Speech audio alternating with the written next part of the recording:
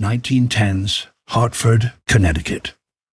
Once, the jokes of America's most famous writer echoed in these rooms. Tonight, a tour guide turns off the lights and asks, "Are you sure you want to hear the dark story of Mark Twain's mansion?" This house was built as a dream. Here Mark Twain laughed with his daughters, wrote his books, and believed he had found his forever home. In these rooms there were Christmas trees, dinners with famous guests, loud stories by the fireplace. Then came the first blow, a child's illness, and she would never rise from that bed again. The second blow, debts, failed investments, a lost fortune. And the third, a decision that makes your throat tighten. To leave the house that now smells not of joy, but of death. Twain's house is rented out, cut up into offices, turned into cheap apartments. The family mansion becomes a strange, dark maze where people whisper about footsteps at night and the shadow of a little girl on the stairs. Decades later, someone wants to wipe it off the face of the earth, just for a parking lot. And right then, one last hope appears. How did the house where jokes were born become a ghost of its own story? And why did it, against all odds, not disappear forever? If you enjoy deep investigations into Gilded Age architecture and the families who built it, please like, subscribe, and tell me in the comments which house to explore next. Your support makes these detailed stories possible. Chapter 1. The house that laughed before it went quiet. If you enjoy deep dives into Gilded Age houses and the families who built them, please like, subscribe, and tell me in the comments which home to explore next. Your support helps me keep making these long, detailed stories. The tour guide's hand moves to the light switch. Darkness swallows the drawing room of Mark Twain's mansion in Hartford, Connecticut. 20 visitors stand very still. Outside, traffic hums on Farmington Avenue. Inside, the silence feels older than the street. Can a house remember grief? The guide asks. The question hangs in the air. Someone shifts uncomfortably. A phone screen glows for a second, then goes dark again. The guide goes on. In this room, Samuel Clemens, Mark Twain, read stories to his 3 daughters every evening. They sat right there, by that fireplace. He made them laugh. He made the whole country laugh. He lets the image sit for a moment. But in 1896, his eldest daughter, Susy, died upstairs. She was 24. Meningitis. Her parents were not even home. And after that night, this house never laughed again. The lights snap back on. The tour resumes. Visitors file through the billiard room, past carved wood and stained glass, up the grand staircase. They take photos. They read plaques. They leave. But one person stays longer.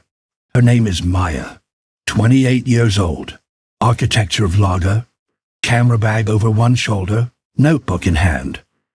She came to Hartford for content, a famous writer's fancy house, Victorian excess, strong visuals, standard stuff. She did not expect the guide's story to land this hard. Maya lost her own father 2 years ago. Her family sold his house within a few months. Too expensive to keep, too painful to visit. She has not let herself think about that house in weeks. Until now. She stands alone in the front hall, staring up at the carved wooden staircase. The late afternoon sun cuts through the stained glass windows, throwing red and blue patterns across the floor. People say a coffin was carried down these stairs in 1896. Susy's body, leaving the house forever. Her father was on a lecture tour in England, desperate to pay the debts that were crushing him. Her mother Olivia was traveling with him. Their youngest daughter Jean was away. Only Clara, the middle daughter, made it home in time. Susy died in her childhood bedroom, delirious with fever, calling for her parents. The house could not save her. The fame could not save her. The money, what little remained, could not save her. Maya feels something tighten in her chest. She walks through the dining room. The long table is set with period china, as if the Clemens family might arrive any moment for dinner. But they never came back to live here. Not really. After Susy's death, the family returned to Hartford only once, briefly, to pack. Then they left for good. The mansion was rented out. Strangers moved in. The rooms that once held America's most famous household became anonymous apartments, office space, storage rooms. By the 1920s, you could rent a cheap room here and never know whose laughter once filled the halls. Maya checks her watch. The museum closes in an hour. She has time for one more walkthrough. She climbs the back stairs, narrower and steeper than the grand main staircase. These were the servants' steps. People say 6 or 7 staff members lived and worked in this house during the Clemens years. Cooks, maids, a coachman. Their names are mostly lost. At the top, she finds Susy's bedroom. The door is open. The room is small, surprisingly plain compared to the ornate public spaces downstairs. A single bed, a writing desk, floral wallpaper, faded now, but carefully restored. Maya stands in the doorway. This is where it ended. The dream of the house, the safety of childhood, the belief that success and love could protect you from the world. She takes a photo, then puts her phone away. Outside, the November wind rattles the windows. The house settles, creaking. Somewhere below, the last few visitors are leaving. Maya thinks, I came here for a story about architecture, but this is not about bricks and wood. This is about what happens when the dream collapses, when the house becomes a monument to everything you lost. She turns to go, but stops. On the small desk sits a reproduction of one of Susy's letters. Maya leans closer to read it. The handwriting is careful, hopeful, a young woman writing about her future. She never got one. Chapter 2. Building a dream in brick and ghostly blue. Maya leaves Susy's room and walks slowly down the main staircase, trailing her hand along the carved banister. Every detail in this house was chosen. Every color, every curve of wood, every pane of stained glass. Someone wanted all of this, planned it, believed in it. She wonders, what did Mark Twain see when he first stood on this empty hillside? Hartford, 1873. Farmington Avenue is mud and wheel ruts. The hill overlooks the city, but there is nothing here yet. Just wind, grass, and the distant thrum of factories and church bells below. Samuel Clemens stands with his wife Olivia and the architect, Edward Tuckerman Potter. Clemens is 37, famous, wealthy, hungry to build something that feels permanent. He wants a house full of jokes and light and children. Potter sketches ideas on a pad. Clemens keeps interrupting with his own visions. The billiard room should sit on the top floor with wide windows. The library must connect to the dining room so guests can talk through dinner. The porch should wrap around the house like a steamboat deck. Olivia has different priorities. Safety, warmth, a steady home where their 3 daughters can grow up far from the noise of hotels and rented rooms. The cost is substantial.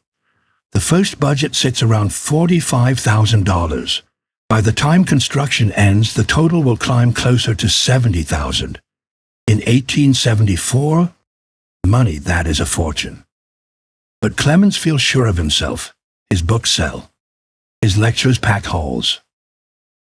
The money seems to flow in as fast as he can spend it. The architect nods, adjusts his sketches, and takes notes. Within weeks, full plans are drawn. The house rises slowly. First comes the foundation, stone and brick sunk deep into Hartford clay. Then the walls. Red brick with black and orange patterns woven into the facade. The style looks like a hybrid. Gothic touches, Victorian drama, a hint of steamboat whimsy. Potter reportedly calls it modern Gothic, but it does not quite fit any clean label. What everyone can see is that it looks like no other house in Hartford. Workers haul lumber and glass up the hill. Masons lay brick in intricate patterns. Carpenters shape banisters and door frames. The house takes form floor by floor, room by room. Clemens visits the site often. He paces through raw, echoing spaces, imagining where furniture will stand, where his daughters will chase each other. He chats with the workers and cracks jokes. Some of them likely have no idea they are building a home for Mark Twain. To them, he is simply another rich man with oversized plans. The interior work takes months. Italian craftsmen carve the woodwork. Artists stencil ceilings in jewel tones. Stained glass windows are ordered from Louis Comfort Tiffany. The drawing room walls are dressed in embossed leather and painted wood. The library gets floor-to-ceiling bookshelves. Clemens insists on the latest technology. Running water in several rooms. Central heating. Gas lighting throughout. Later, a telephone when they become available. This house must be modern and comfortable, proof that America can build something as refined as any home in Europe. Olivia chooses wallpapers and fabrics. She decides where beds and sofas will go. She thinks about morning light in the nursery and evening fires in the drawing room. The work stretches over years.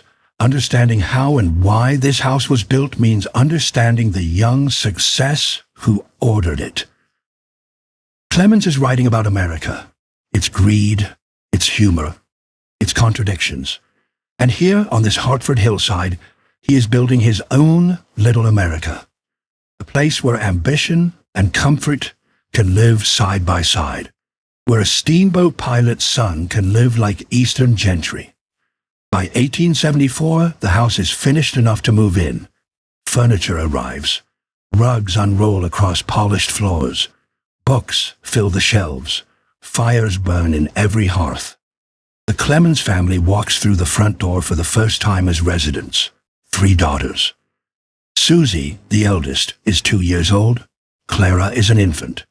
Langdon, their son, died 2 years earlier at 19 months. The grief is still close. This house is meant to be a new beginning, a place where no more children are lost.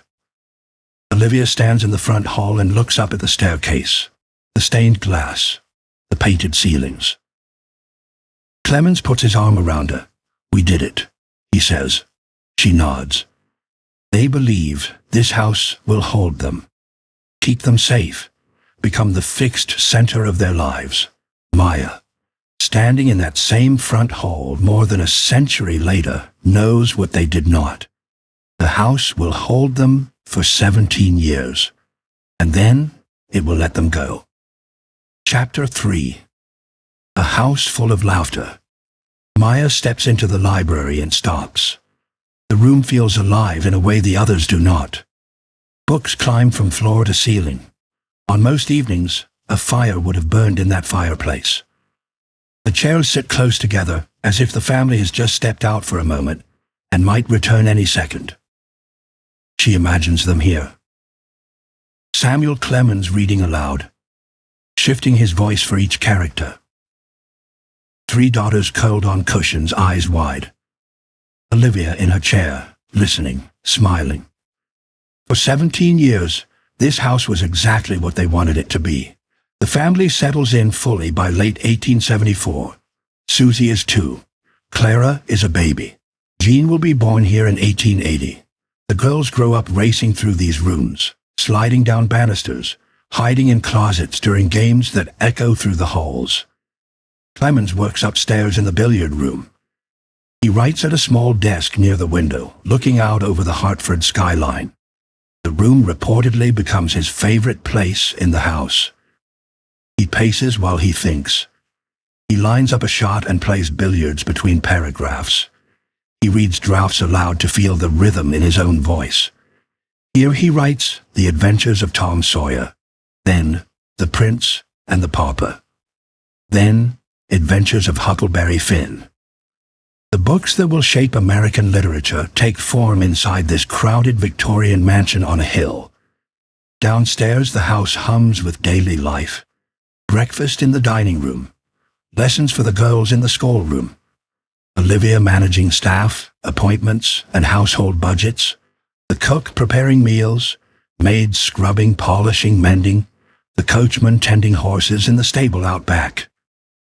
It takes serious effort to keep a house like this running. 6 or 7 staff members work here full-time. Groceries, coal, gas, repairs. The bills never stop, but the money keeps arriving. Clemens lectures, his books sell, new investments promise even larger returns. The family builds rituals. Each evening, they gather in the library for readings. Clemens performs more than he reads. He turns the lines into theater. Every character gets a different voice, a gesture, a way of moving. The girls plead for one more chapter.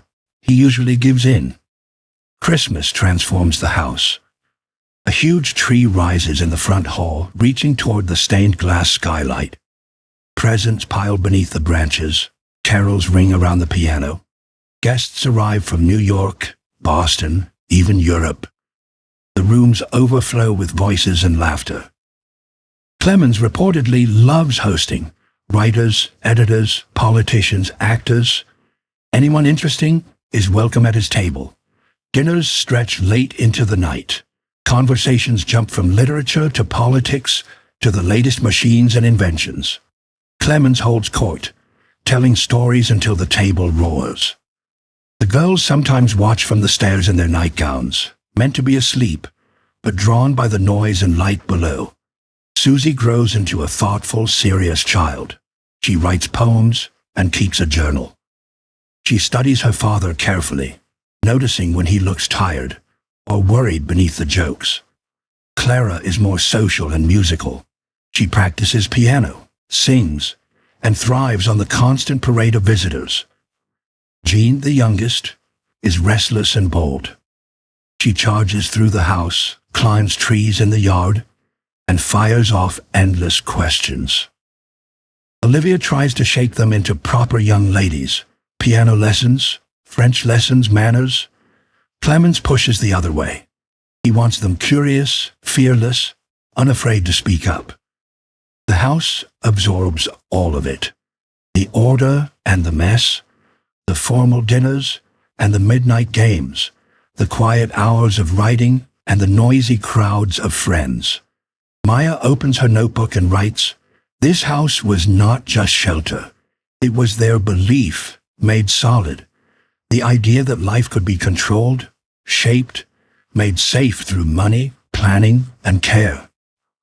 She looks around the library again. Every book on these shelves was chosen. Every lamp placed on purpose. Every rug, every chair, every painting on the wall. Someone obsessed over this room, wanted it to feel perfect. But perfection has a price. And money, as Maya knows from the guide's earlier comments, was already starting to slip out of their hands. She closes her notebook and walks toward the dining room. The long table is set for a meal that will never be served. Silver glints in the afternoon light. Crystal catches the sun, throwing sharp sparks across the cloth. Maya counts the place settings. 12. Enough for the family and a circle of guests. She wonders how many dinners played out here, how many conversations rose and fell over these plates, how many nights Clemens sat at the head of this table making everyone laugh, while upstairs, on his desk, letters about debt waited to be opened. The house was full of laughter, but under the jokes and music, something was already starting to crack. Chapter 4. Hairline cracks, jokes, debts, and strain. Maya runs her hand along the polished dining table and thinks about maintenance. How much did it cost to keep wood like this gleaming? To heat every room? To pay 6 staff members month after month, year after year? She walks toward Clemens's study on the first floor.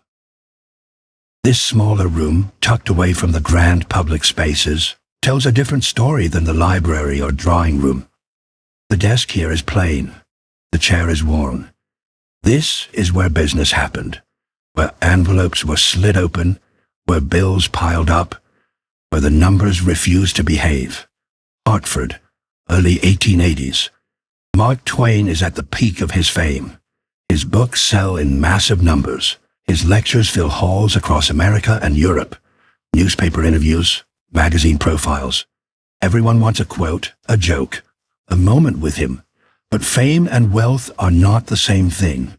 The mansion costs roughly $35,000 a year to maintain, staff wages, coal for heating, gas for lighting, repairs, property taxes, food for a household that constantly entertains.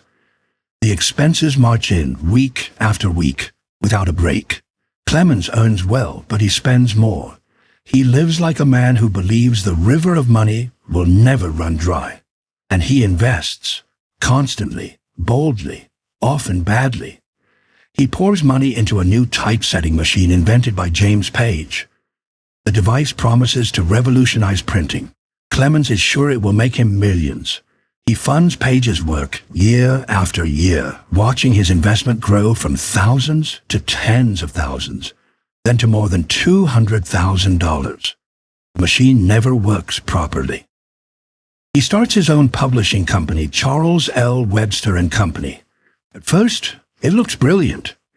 The company publishes Ulysses S. Grant's memoirs, which sell in huge numbers. Clemens makes real money. He decides he has found another road to lasting wealth. But running a publishing house demands capital, focus, and hard business sense. Clemens has bursts of attention when a project excites him. The business skill is weaker. The capital begins to drain away.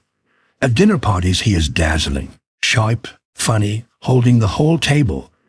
Guests leave talking about his stories, his timing, his kindness. In his study, late at night, he is pale and tight-jawed. He opens letters from his publisher, from Paige, from banks. He adds and re-adds figures. No matter how he shifts them, the totals move in the wrong direction. Olivia feels the strain in another way. The house is her responsibility. She manages staff, plans menus, keeps the social calendar full. The entertaining rarely stops. Important guests, Clemens reminds her, are good for business, good for book sales, good for connections. But she is exhausted. The girls are growing. They need schools, music lessons, proper clothes, trips. Susy is sensitive and often ill.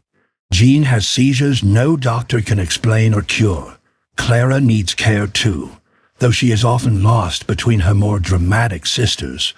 Olivia keeps the household looking effortless. On the surface, everything shines. Dinner appears on time. The silver is bright. The fires are lit before anyone feels a chill. In private, she tells Clemens they need to cut costs. Fewer trips, fewer large dinners, less risk in investments. He nods, he agrees. He promises to be more cautious. Then another perfect opportunity appears. Another device that simply must succeed. Another lecture tour that will surely fix everything. Another business venture that cannot miss. The staff notice small signs. Conversations that stop the moment someone enters the room. Clemens pacing in his study instead of sitting at his desk. Olivia's tight smile when the morning mail arrives. One maid reportedly tells another, "They live like royalty, but something is wrong." The girls feel it too. Susy, especially. By 1889, she is 17, old enough to see when her father is distant. When her mother's face hardens after a visitor leaves, she writes in her journal about the tension that hangs in the house. Yet the performance continues. The house still glows at night. The parties still unfold. To neighbors and visitors, the Clemens family is still the most exciting, most successful household on Farmington Avenue. Maya finds a reproduction of one of Clemens' letters to Olivia on display in the study. She leans in to read. He is explaining why a new investment will work, why this next lecture tour will repair the damage, why she should not worry. The date is 1891. Maya already knows the rest of the timeline. The publishing company will collapse. The typesetting machine will fail. The debts will become crushing. And within 5 years, Clemens will have to leave this house for good. circling the globe on a desperate lecture tour just to pay back what he owes. But before that financial disaster hits, something worse will break them. She looks toward the staircase. Susy's bedroom is up there, waiting. The house is about to learn what grief feels like. Chapter 5. The Empty Bedroom. Maya climbs the stairs slowly. She has been avoiding this part of the tour. She chose the bright rooms first, the library where stories were read, the dining room where guests roared with laughter, the study where Clemens tried to hold his world together while the money slipped away. But now there is nowhere else to go. She has to face the room where the story breaks. Susy's bedroom sits at the end of the second-floor hallway. The door stands open. Late afternoon light angles through the window and catches dust motes drifting in the air. Maya steps inside. The space is smaller than she imagined. A single bed with a white coverlet. A writing desk by the window, floral wallpaper in faded pink and green. A short bookshelf with leather-bound volumes. A chair with a dress draped over the back. Carefully posed by museum staff to suggest someone just stepped away. But Susy Clemens never stepped away. She died here, August 1896. The family is scattered. Clemens and Olivia are in England on a lecture tour, a last attempt to pay back crushing debts. Clara is with them. Jean is staying with family friends somewhere else in America. Only Susy has come back to Hartford. She is 24. That summer, she returns to the house and stays with the family's former housekeeper. She wants to be home. This place still holds a meaning no rented flat can touch. Safety, childhood, better days. Then she falls ill. It happens quickly. Fever, headache, confusion, meningitis. Though the doctors do not understand that at first. The housekeeper sends telegrams. Urgent messages. Come home. Susy is very sick, but the Atlantic is wide. Telegraph lines carry words, not bodies. Clemens and Olivia scramble to book passage, but ships need days to cross. They pray, they wait. They hope the next telegram will say better. In Hartford, Susy's fever climbs. She becomes delirious. She calls for her parents. She cannot understand why they are not at her bedside. The housekeeper sits with her hour after hour. Doctors come and go. Nothing they try makes a difference. The bedroom turns into a sick room. Medicine bottles cluster on the nightstand. Damp cloths lie ready for her forehead. The curtains are drawn against light that stabs at her eyes. Her writing desk remains in the corner, covered with her papers, half-finished poems, letters she started but never sent, a journal where she wrote about what she wanted from the years ahead. She dreamed of becoming a singer, an opera performer. She had talent. She had plans. She stood at the edge of her adult life, ready to step onto the stage. Instead, she dies in her childhood bedroom on August 18, 1896. She is not truly alone, but her parents are still far away. The housekeeper and a few servants are with her. The telegram that reaches Clemens and Olivia at sea is short and final. Susy died today. Clemens reportedly breaks, completely. Olivia collapses. Clara is shattered. At the next port, they turn the ship around and race back toward America. But they are too late for the funeral. Too late for anything except grief. When the family finally returns to Farmington Avenue, the house that once overflowed with life now smells of death and wilting flowers. Bouquets from the funeral still crowd the rooms. The air feels heavy, still, wrong. Clemens drifts through his own home like a visitor. He walks to Susy's room and stops in the doorway. He cannot step inside. Olivia tries once, then never again. The bedroom is shut. The door stays closed. The house itself feels cursed now. Every corner holds a memory of Susy as a child, running down the stairs, laughing in the library, playing the piano in the drawing room. But she is not a child anymore. She is gone. and the house that was supposed to protect her did nothing. Within days, Clemens and Olivia leave Hartford. They cannot stay in these rooms. Every wall presses on them. Every hallway whispers what they lost. They never live in this house again. Not as a family. Not in any real sense. The mansion on Farmington Avenue, built as a promise of safety and permanence, has become a monument to failure. The money is gone. The daughter is gone. The belief that you can build something strong enough to keep tragedy out is gone with her. Maya stands in Susy's room, staring at the empty bed. She thinks about her own father's house, how quickly they sold it, how no one wanted to walk through those rooms after he died, how a building can turn from home into prison in a single moment of loss. Downstairs, the museum day is ending. The guide's voice floats up faintly from below, wrapping up the last tour. Doors open and close. Feet shuffle toward the exit. Maya takes one final look at the writing desk, at the books on the shelf, at the window where Susy must have stared out over Hartford and imagined a life she never got to live. Then Maya steps into the hall and pulls the door softly closed behind her. The first act is over. The dream has collapsed. What waits on the other side of the staircase is darker. Chapter 6, leaving the stage. Maya descends the stairs and finds herself back in the front hall, where the tour began hours ago. The house is empty now, except for a single staff member getting ready to lock up. The silence feels different than it did this morning. Heavier, more final. She wonders what this silence sounded like in 1896 after the Clemens family left Hartford. Late 1896. The house on Farmington Avenue stands with its windows dark. Inside, furniture sits under sheets. Grates are cold. No fires burn in the hearths. The staff has been dismissed. The family is gone. Clemens and Olivia cannot bear to return. Every room reminds them of Susy. Every hallway holds an echo of her voice. The house they built to protect their family has become the place where their daughter died. But they still own it. They still pay taxes on it, and they still owe money.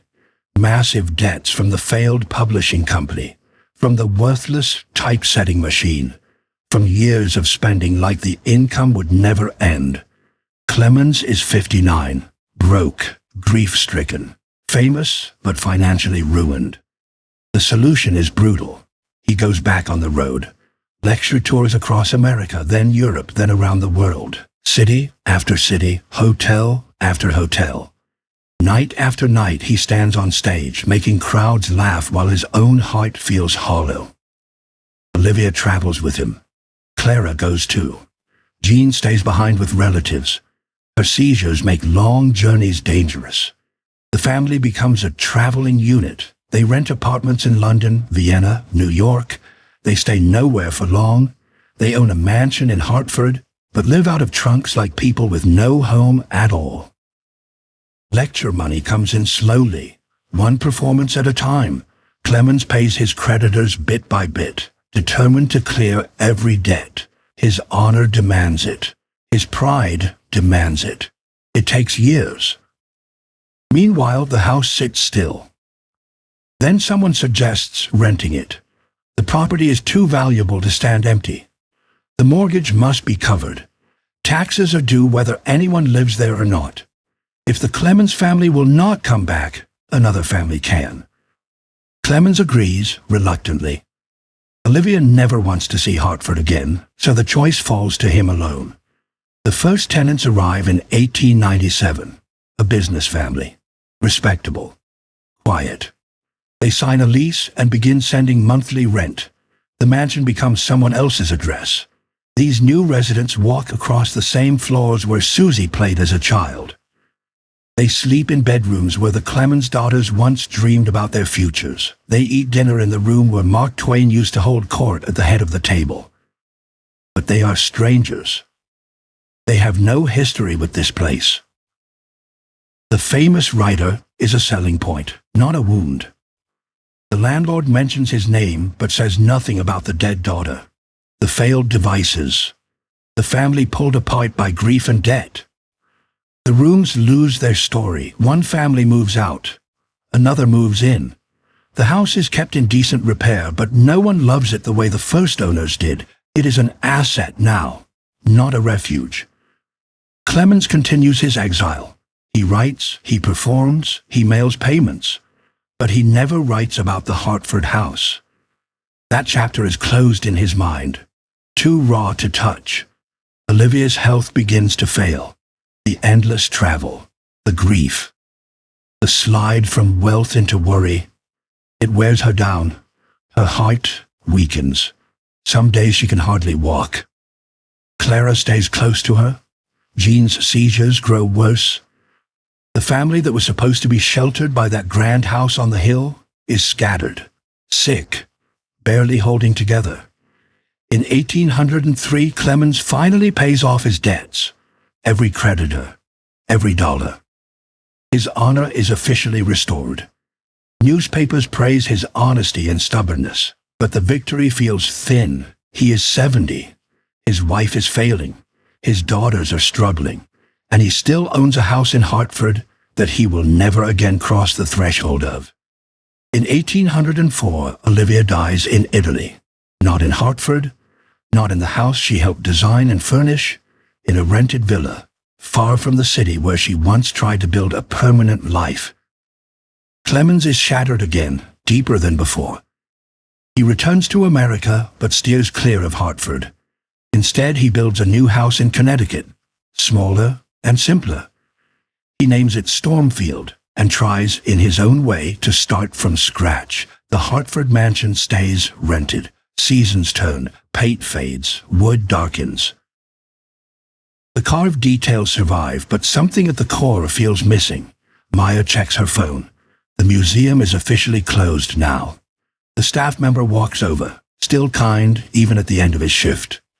"We're locking up," he says, "but you can come back any time."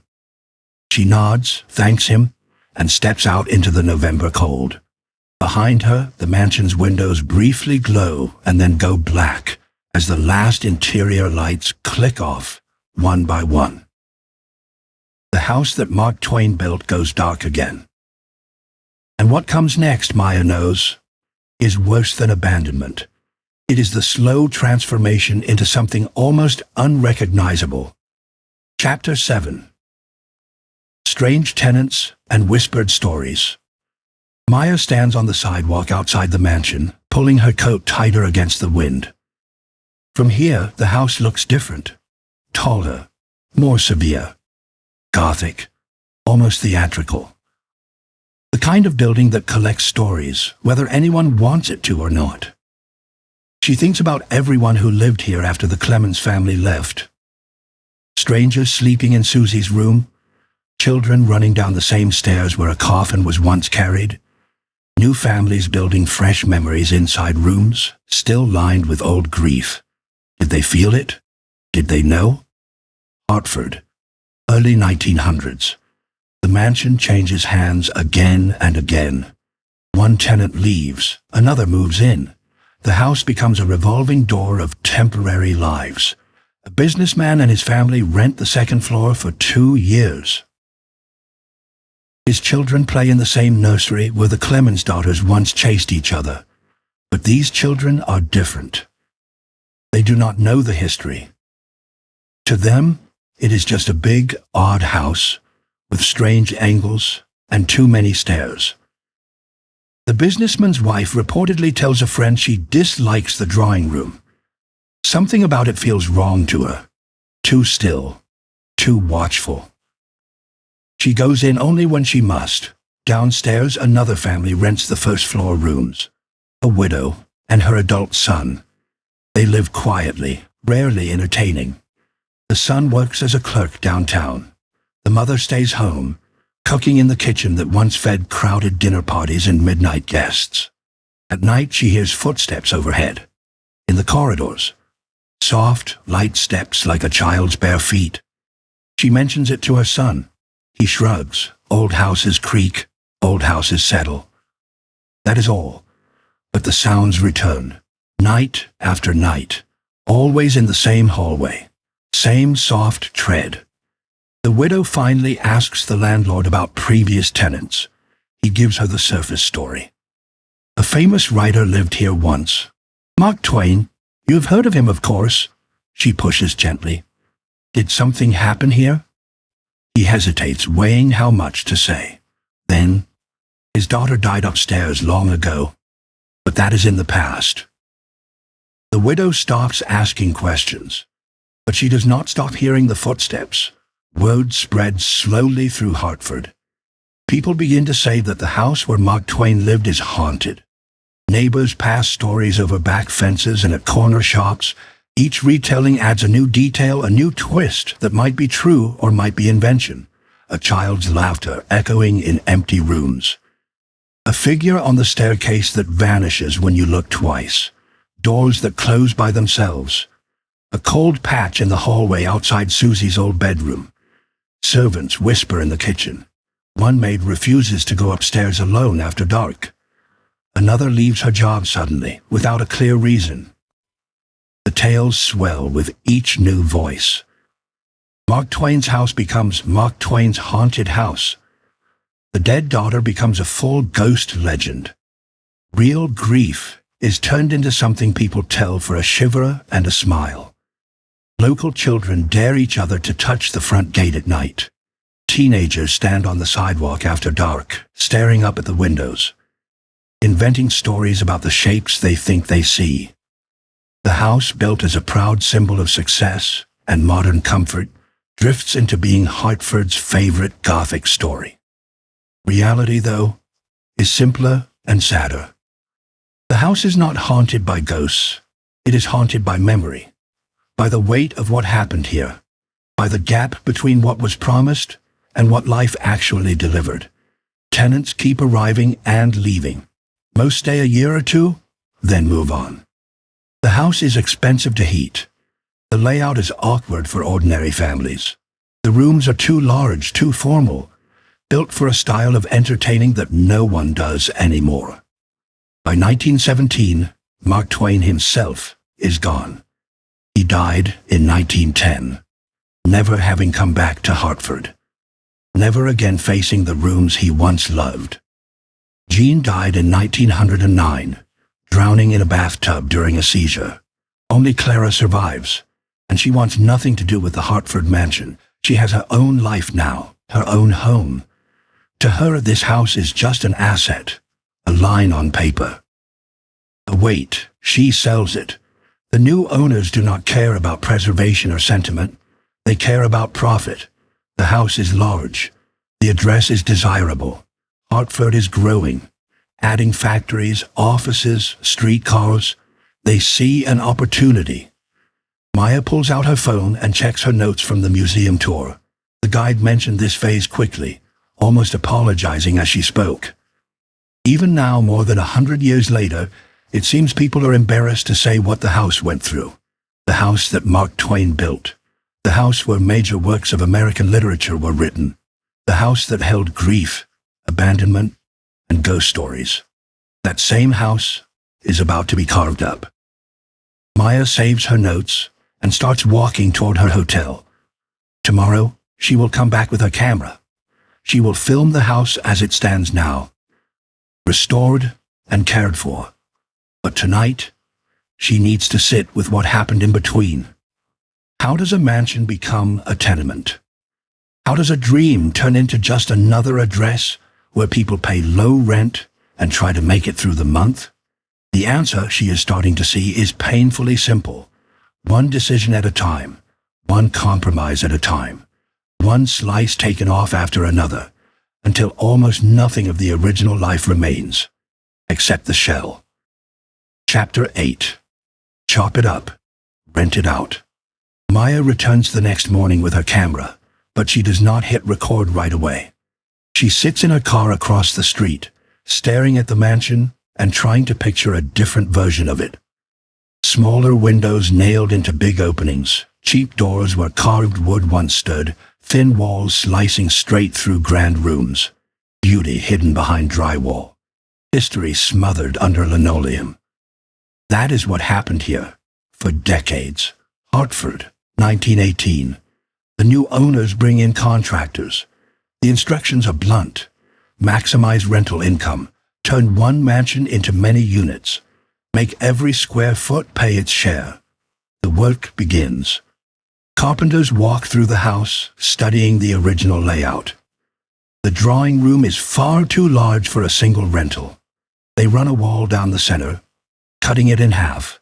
One space becomes 2 apartments. The elaborate ceiling remains, stenciled and painted, but now it belongs to 2 different households who may never learn each other's names. The billiard room where Mark Twain once wrote becomes 3 small offices.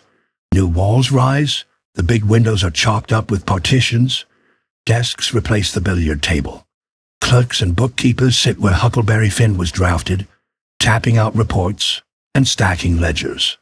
The grand staircase survives, but its purpose changes. It becomes a common hallway. Tenants from different apartments pass each other without speaking, their hands brushing the carved banister that is now just something to grip on the way up to cheap rooms. The library loses its books. Shelves are torn out. The space is carved into 2 cramped flats, each barely large enough for a bed and a small table. A stenographer rents one side. A factory worker lives on the other. They share a thin wall and can hear each other's arguments, coughs, and dreams through it. The kitchen is carved up too.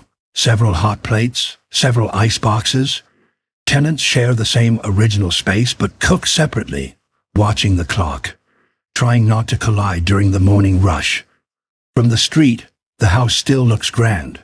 Brick facade, Gothic windows, wraparound porch.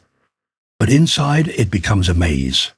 Narrow passages, abrupt angles, doors that open straight into other doors, rooms that feel wrong because they were never meant to exist in that shape. The rent is low. That is what counts now. Hartford is growing. Workers need places to live. The mansion provides shelter, but without dignity, without memory, without care for what it used to be. A single mother, a stenographer named Dorothy, rents a tiny unit on the 2nd floor in 1923. 1 room. A shared bathroom at the end of the hallway. $50 a month. She works downtown 6 days a week. She comes home exhausted, makes dinner on a hot plate, and sits at her small table typing extra freelance work for a few more dollars. At night, she feels watched, not by ghosts, but by the room itself. The space is too fine for what it has been turned into. She can see bits of the original wallpaper peeking out underneath newer, cheaper layers. The window glass is old and wavy. The floorboards are wide and solid, nothing like the thin wood in newer buildings. Someone built this room to matter, to last. Now it holds 1 bed, 1 table, 1 hot plate, and a life squeezed into a space designed for something bigger. Dorothy mentions the feeling to her neighbor, an older man who works for an insurance company. He nods. "You can tell this place used to be something," he says. "It is like living in a wedding dress somebody cut up for dishcloths." The image lodges in her mind and will not leave. Paint flakes off in the hallways. Parts of the porch begin to sag. Outside, Hartford moves on. Horses give way to cars. Factories stretch higher. New office blocks rise downtown. The mansion shifts from impressive to simply old. By the 1930s, the Great Depression makes everything worse. Rents sink. Maintenance starts. Tenants churn even faster. Some pay late. Some never pay at all. The landlords stop trying to keep up. The roof leaks. Brown water stains bloom on ceilings. Plaster cracks and falls. The heating system wheezes. In winter, tenants keep their coats on indoors and sleep under extra blankets. The house is dying slowly, not from fire or collapse, but from 1,000 tiny neglects. Every corner cut, every repair delayed, every year of treating it as mere property instead of architecture. Dorothy moves out in 1935.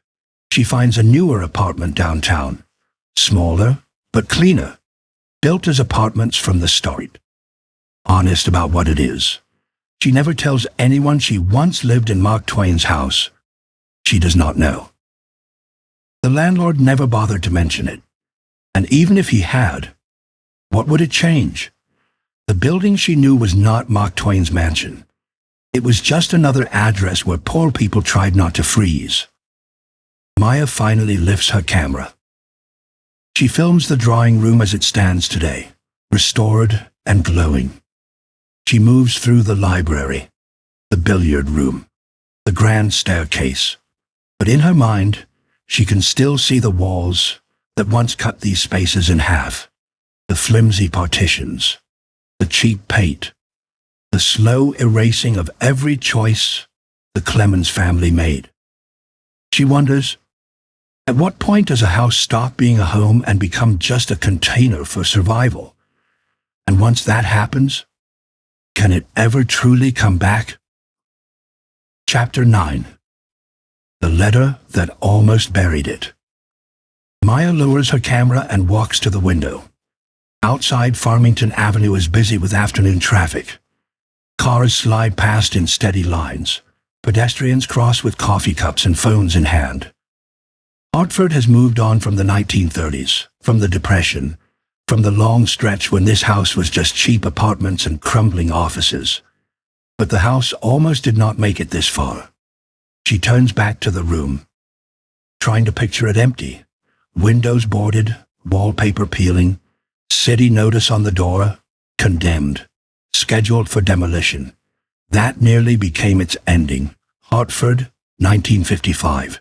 The mansion is about 75 years old and looks every single year of it. The cut-up apartments are barely habitable. The old heating system fails more often than it works. The roof leaks in a dozen places. Plaster drops from ceilings in pale chunks.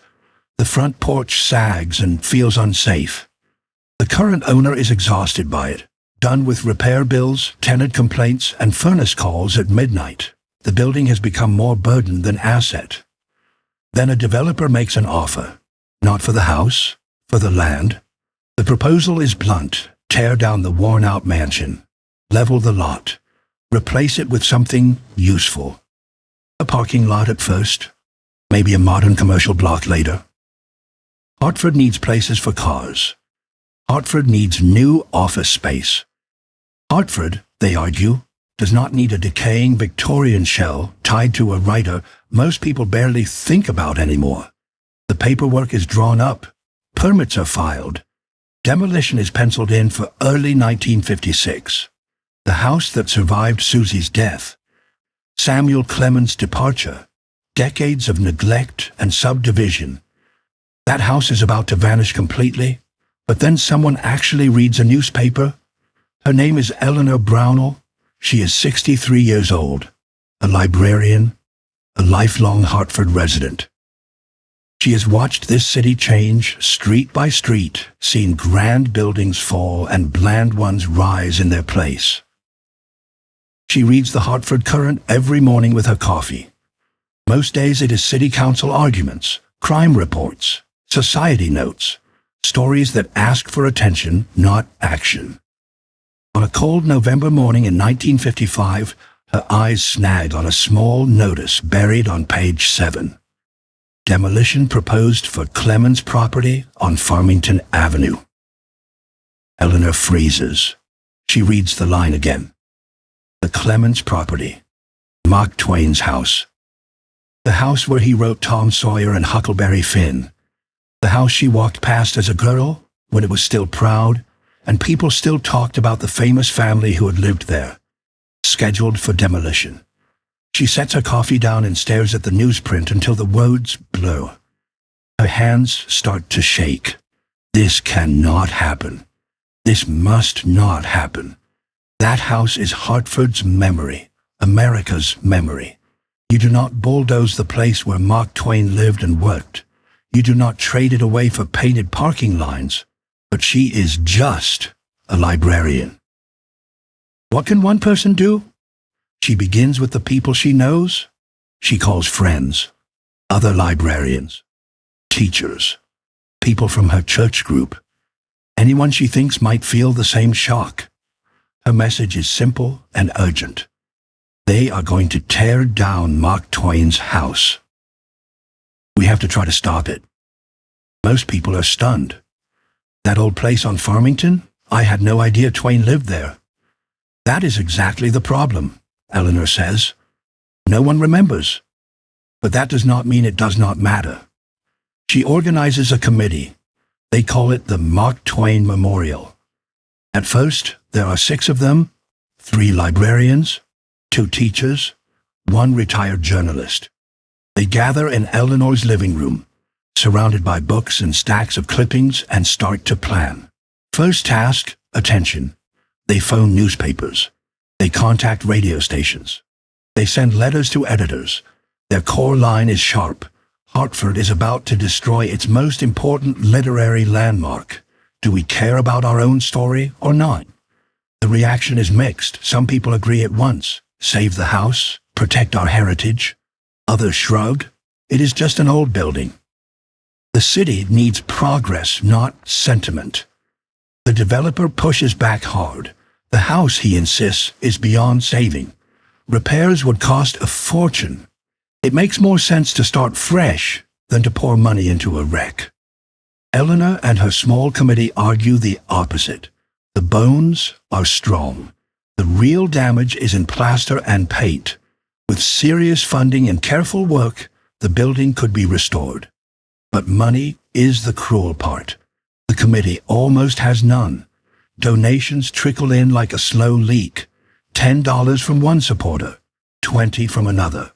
A local school runs a bake sale and proudly sends $43 in an envelope. It is nowhere near enough. The developer sets a firm deadline. If the committee cannot raise real money and present a believable preservation plan by March of 1956, the demolition will move ahead. No more delays. Late at night, Eleanor sits at her kitchen table, pencil in hand, doing rough calculations on a yellow pad. They need thousands of dollars. They have only hundreds. The gap feels like a canyon. She thinks about quitting. Maybe the house is meant to be torn down. Maybe clinging to the past is childish. Maybe Hartford truly does need parking spaces more than it needs one old Victorian shell. Then she thinks about Mark Twain, about Susy's empty room, about all the families who lived inside these walls, loved them, lost them, gave up on them. Someone has to care. Someone has to say no. Someone has to remember out loud. She picks up her pen again and starts writing letters to foundations, to wealthy families with Hartford roots, to anyone whose name she has ever seen on the side of a library wing or museum plaque. One of those letters will land on the right desk and change everything for this house. But she does not know that yet. Maya sits in the restored library, reading about Eleanor's campaign on a museum placard, the glass reflecting her own face, over the old black and white photos. She thinks one person, one tiny newspaper notice, one stubborn choice to care. Sometimes that is all it takes to save a building. Almost. Chapter 10. A miracle and a collapse. Maya stops in front of a black and white photograph on the museum wall. Eleanor Brownell stands in front of the mansion in 1956. She looks small in the frame, gray-haired, wearing a dark coat and sensible shoes. Behind her, the house is in rough shape, peeling paint, broken shutters, several windows boarded over, but Eleanor is smiling, because somehow, against the odds, she has just won the first battle. Hartford, spring of 1956. The demolition deadline is only days away. Eleanor's committee has raised some money, but not nearly enough. They have newspaper editorials, public support, petitions with hundreds of signatures spread across kitchen tables and library desks. What they do not have is the one thing that counts with the bank and the developer, a concrete financial plan that shows how the building can be saved. Then a letter arrives at Eleanor's house. The envelope is thick, creamy paper with a New York return address from a foundation she had written to weeks earlier and almost forgotten. She opens it in her kitchen, still wearing her coat from the walk home, her fingers cold from the Hartford air. Inside is a pledge, a serious donation, not enough to restore the mansion, but enough to buy time, enough for a down payment, enough to prove to the developer that the committee is not just sentimental, but solvent. Eleanor drops into a kitchen chair. The letter explains that the foundation funds historic preservation. Mark Twain is a major American writer. His Hartford home should not be lost. They are prepared to help. Eleanor starts dialing numbers, committee members, one after another. Emergency meeting, tonight. By midnight, they have a rough plan mapped out on Eleanor's dining table. Step 1, purchase the property. Step 2, stop the demolition permit. Step 3, launch a larger campaign to fund actual restoration. One step at a time. The developer is not pleased, but money is money. He accepts their offer. The house is officially saved. Newspaper headlines celebrate Mark Twain House preserved. Eleanor gives radio interviews. The committee poses for photos. For a brief, bright moment, it feels like the story has reached its happy ending. It has not. June of 1956. Eleanor and her committee finally walk through the front door with architects and contractors at their side. They knew the inside would be rough. They expected leaks, cracked plaster, bad wiring.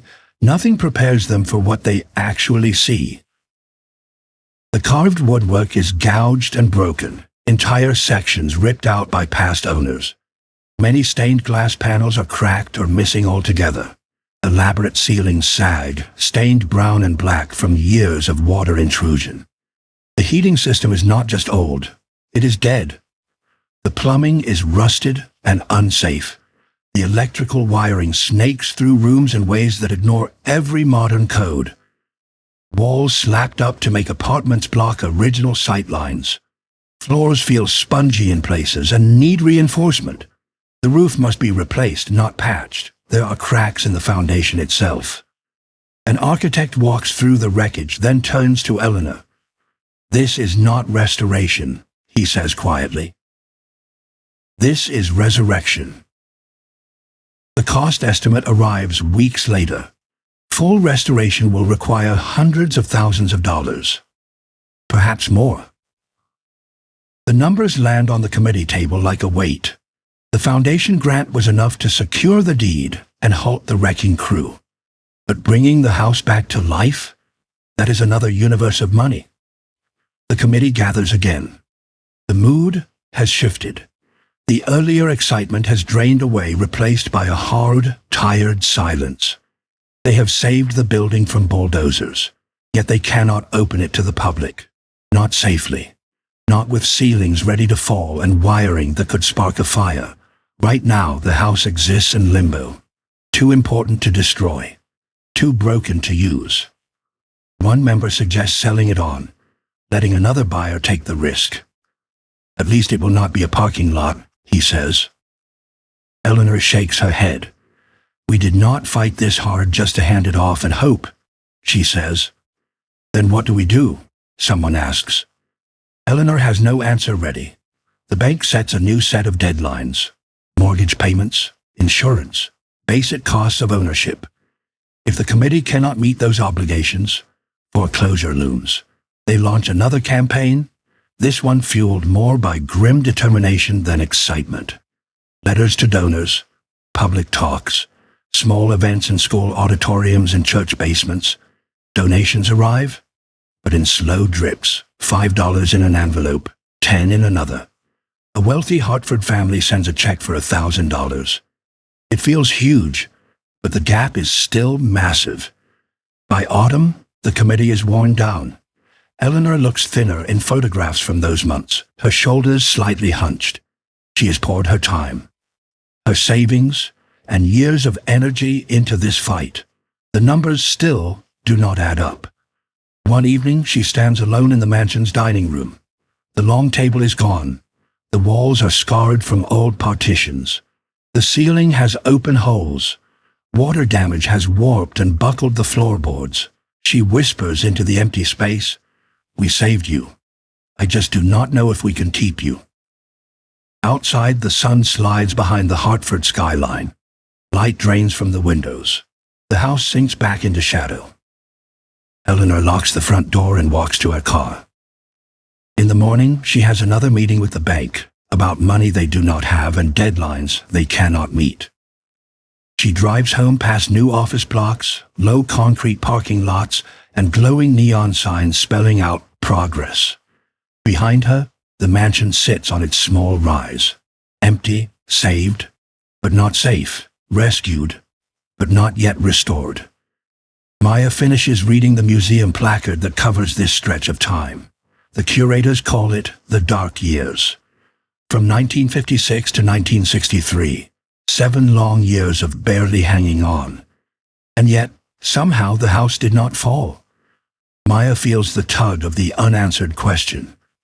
She needs to know who or what finally tipped the balance. Chapter 11. Years of Dust and Paint. Maya walks through the restored mansion with new eyes. Every perfect detail she sees now, the polished wood, the bright stenciled ceilings, the glowing stained glass, was once broken, dusty, forgotten. Someone had to care enough to fix all of it, piece by piece, year after year. That work took decades. Hartford, early 1960s. Eleanor's committee is still fighting. They have not given up, but they have not won either. Most days the house stands locked and silent, waiting. Money arrives in small sums. Local bake sales, school drives, modest checks from people who loved Mark Twain's books, a few larger gifts from foundations that care about American literature.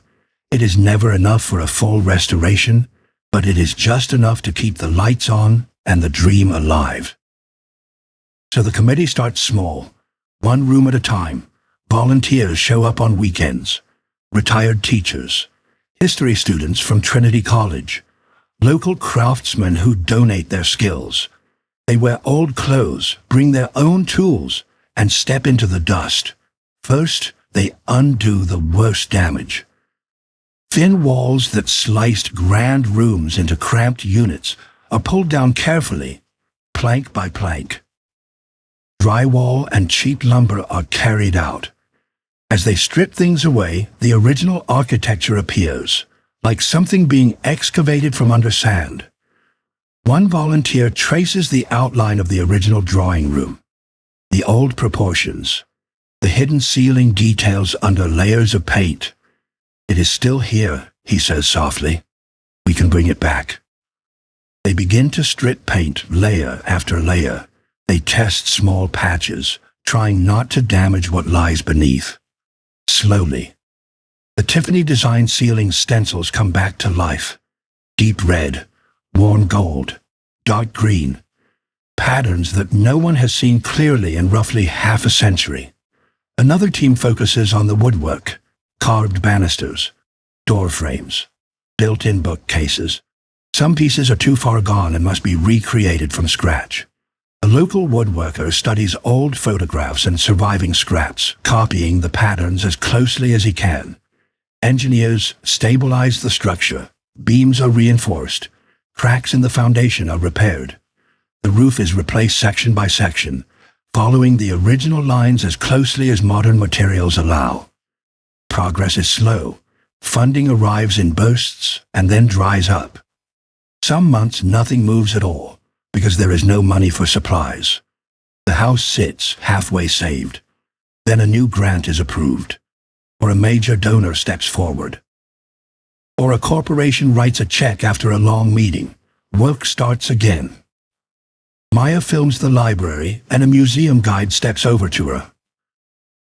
"You know they found the original Tiffany glass in the basement," he says. "Just sitting there. Taken out decades ago and stored. No one bothered to throw it away." It was like the house was hiding parts of itself until someone came looking. The restoration pushes through the 1960s and into the 1970s. Archivists search for every photograph they can find from the Clemens years. Every detail matters. What color were the walls? Where did the furniture stand? Which light fixtures were original and which were later replacements? Some answers appear in archives. Letters from Olivia describing fabrics and paint. Old magazine spreads showing the rooms at their peak. Receipts for carpets, wallpaper, and furniture. Other answers are simply gone. In those cases, curators make their best, careful guesses based on period style and what is known about the Clemens family's taste. In 1974, exactly 100 years after the family first moved in, the house opens partially to the public. It is not fully restored. It is not finished. But it is safe enough to welcome visitors and honest enough to show. The first tour groups walk through rooms that are mid-process. Some spaces shine with fresh restoration. Others remain raw, with exposed plaster and scaffolding. The guides do not pretend everything is perfect. They explain what has been done and what still needs work.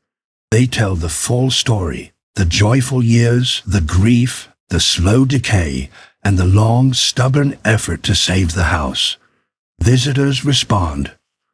They leave donations in boxes by the door. They sign up to volunteer. They tell their friends and bring them back.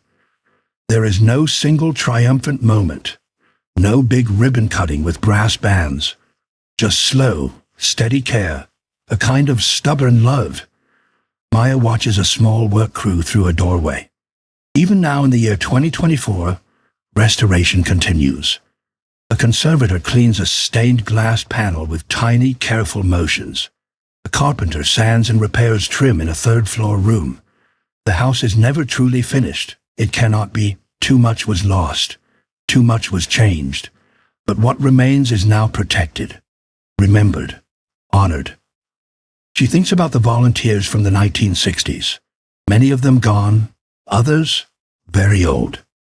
They gave years of their lives to this place, and most visitors today will never know their names. Eleanor Brownell died in 1982. She lived long enough to see the house open, to watch visitors climb the staircase she fought to save.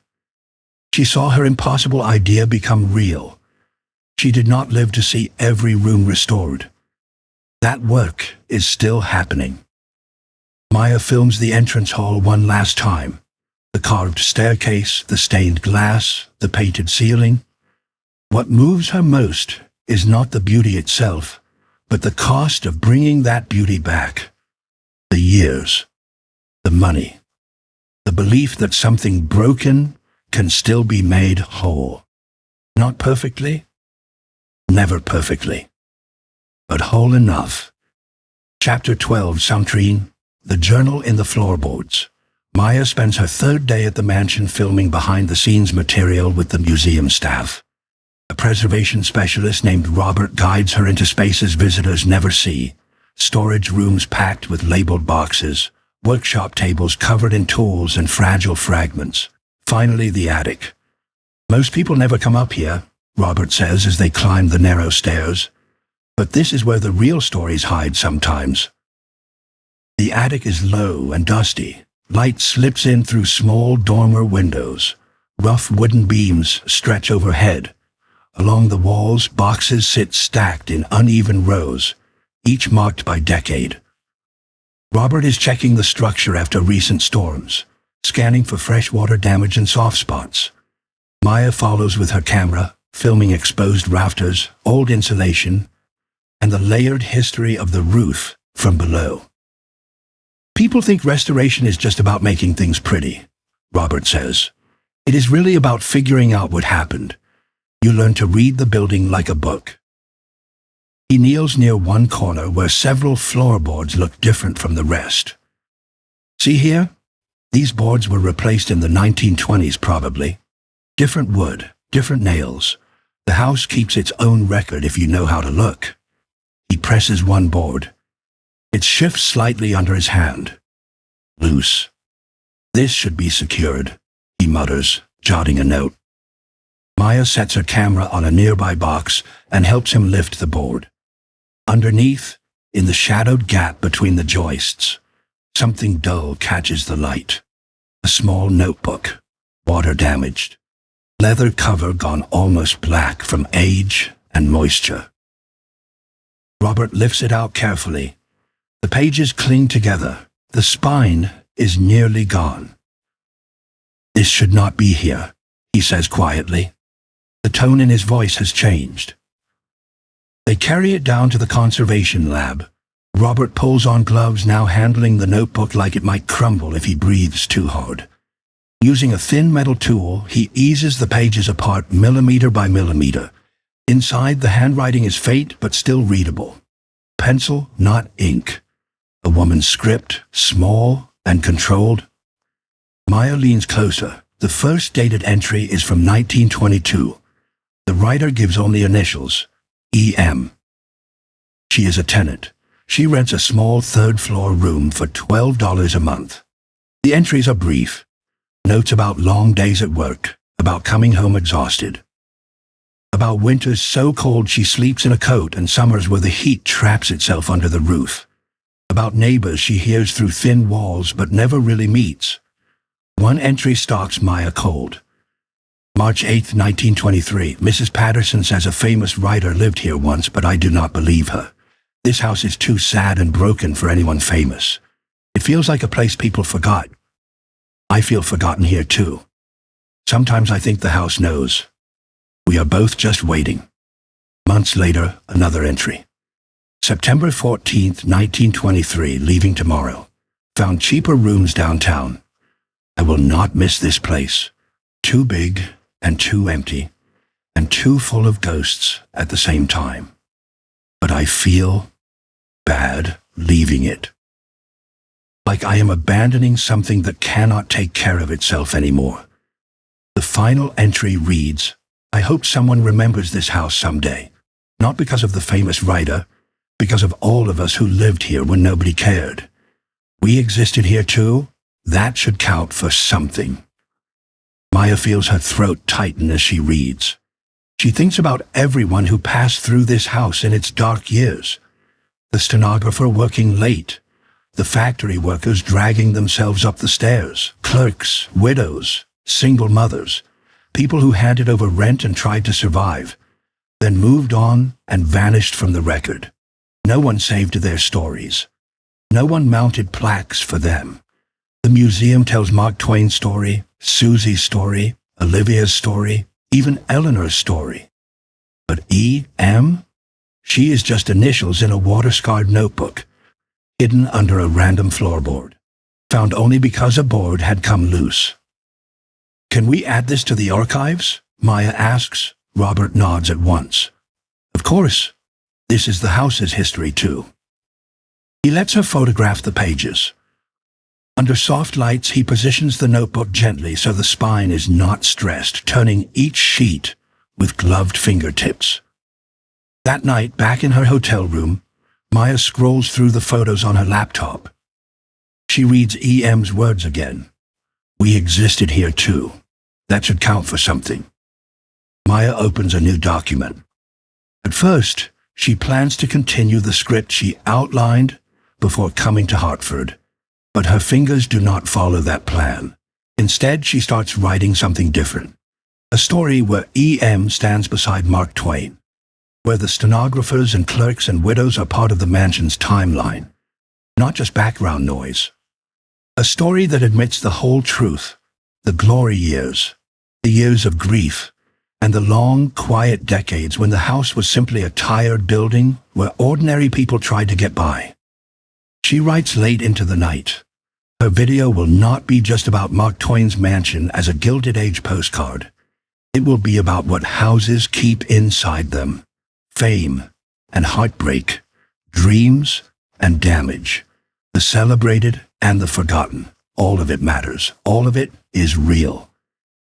She thinks about her own life, her student loans, her small apartment, the constant feeling of being one tiny person in a very large, very loud world. Easy to overlook, easy to erase. Maybe that is why this house hits her so hard. Not because it was once grand, but because it fell apart and still survived. Because in the end, someone chose to remember it. Chapter 13. A Haunted House That Heals.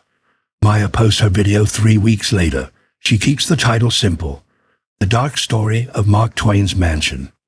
But the story inside is heavier, quieter, deeper than her usual work. It runs about 43 minutes, far longer than most of her uploads. She threads everything into one line of memory.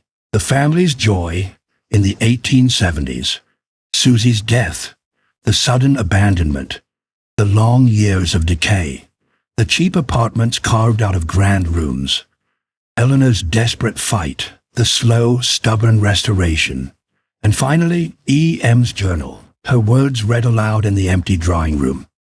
The video ends with Maya sitting on the mansion's front steps at dusk. This house was built as a dream, she tells the camera. Then it turned into a nightmare. Then it turned into almost nothing. Just a warren of cheap rooms where forgotten people tried to survive. And now it is a museum. But what does that really mean? She lets the silence hang for a moment. I think it means we chose to remember, she says. Not only the famous writer, not only the wealth and the books and the parties. We chose to remember the grief, the failure, the loss, the years when this house was broken and no one cared. We remember all of it, because that is the only honest way to love something. The video begins to spread, not as an overnight explosion, but as a slow, steady climb. 10,000 views grows into 50,000, then into 100,000. The comments catch her off guard. Someone writes, "My grandmother lived in that house in the 1930s. She never told us it was Mark Twain's house. She just said it was cold and sad. Thank you for remembering her." Another viewer says, "My family is going through foreclosure right now. This video made me cry, but also gave me hope. Houses can come back. Families can live through loss." Another comment, "I work in historic preservation. This is the clearest explanation I have seen of why we do this work. It is not mainly about buildings. It is about refusing to let stories disappear." The Mark Twain House and Museum reaches out. They want to feature E.M.'s journal in a new exhibit about the mansion's full life. Every era, every layer of use, not only the years when the Clemens family lived there. Maya says yes immediately. She returns to Hartford for the opening. Near the front entrance, the museum has built a small but precise display. E.M.'s notebook rests in a climate-controlled case. Beside it are photographs of the mansion during its tenement years and a list of documented residents from the 1920s and 1930s, reconstructed from city records. Over the display, in large type, is a single line from the journal. "We existed here too." That should count for something. School groups pause to read. Tourists lift their phones for pictures. A few older Hartford residents begin sharing their own memories of the building when it was sliced into apartments and offices. One woman, 93 years old, tells Maya, "My father rented an office here in 1941. I visited once as a girl. I remember thinking it was the saddest building I had ever seen. So beautiful, but so broken." She turns to look at the restored drawing room, glowing now under careful lights and polished wood. "I am glad it came back," she whispers. Maya is glad too. She thinks about all the ways houses haunt us, not with ghosts, but with memory, with the weight of everything they have seen and held. This house has witnessed joy and grief, success and ruin, love and abandonment.